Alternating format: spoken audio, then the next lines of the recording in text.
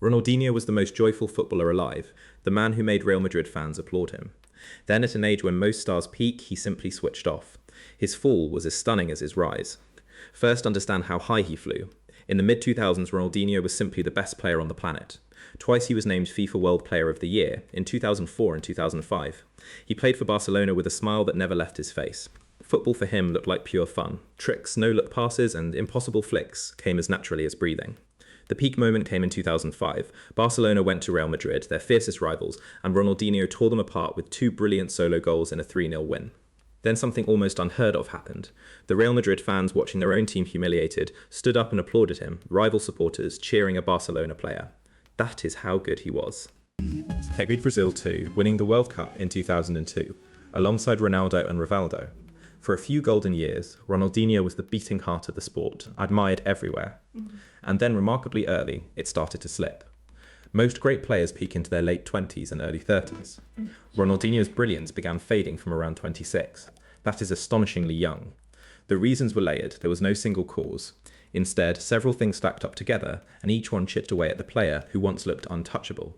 Injuries played their part. Nagging physical problems robbed him of the sharpness that made his tricks work. When your body slows even slightly, football at that level punishes you fast. His fitness declined too. Ronaldinho was never a gym fanatic, and it began to show. As he lost a little pace and power, defenders who once feared him started to catch up. There was also the weight of expectation. Carrying Barcelona and Brazil at once is a heavy load. Some players thrive under it for a decade. Others, having proved everything, quietly ease off the pedal. Then there was the lifestyle. Ronaldinho loved to enjoy himself, and his fondness for late nights and parties became well known. That joy off the pitch slowly cost him on it. At Barcelona, reports grew of mistraining and a slipping focus.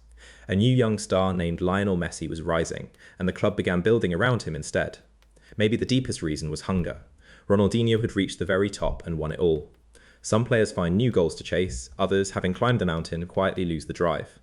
In 2008, Barcelona let him go to AC Milan. There were flashes of the old brilliance, but the consistency was gone. The player who once dominated now merely appeared in glimpses. His teammates rarely blamed him. They spoke of a warm, generous man who lit up the dressing room. That same easygoing nature, so lovable off the pitch, may have softened his edge on it.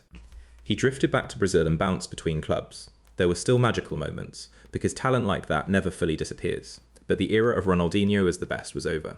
Compare that to his rivals. Cristiano Ronaldo and Messi, who came just after him, stayed at the top into their late 30s through relentless discipline. Ronaldinho was mostly done by 30. That contrast is the whole story. The difference between a great career and a legendary one is often not talent. It is the boring daily discipline to protect that talent for years. The club handled the ending kindly. Rather than force a bitter exit, Barcelona let him move on with respect. Both sides knew a special chapter had simply reached its natural close. Here is my honest opinion. Ronaldinho's decline is football's saddest what if. With Messi-level dedication, he might have been the greatest of all. Instead, he burned bright and burned out early. And yet maybe that is unfair to ask. Ronaldinho gave the game something rarer than longevity. He gave it pure joy and reminded everyone that football is meant to be fun. His influence outlived his peak. A generation of players, including Messi himself, grew up wanting to play with that same freedom and delight. That legacy never faded, even as he did. There is a lesson here for any young talent. Ability opens the door, but habits decide how long you stay. Protect your body, guard your hunger, and the peak to last for years. Ronaldinho retired officially in 2018, loved everywhere despite the early fade. Ask fans about him and they smile first, then sigh at what a few more disciplined years could have brought. So that is why Ronaldinho faded so fast. Injuries, fitness, lifestyle, and lost hunger all struck at once, unusually early. Football's happiest genius left the top far too soon, and we all felt it. If you love football stories told straight, subscribe to Sports Vogue so the next one finds you, and share this with a mate who would argue about it all night. And tell us in the comments which story we should break down next.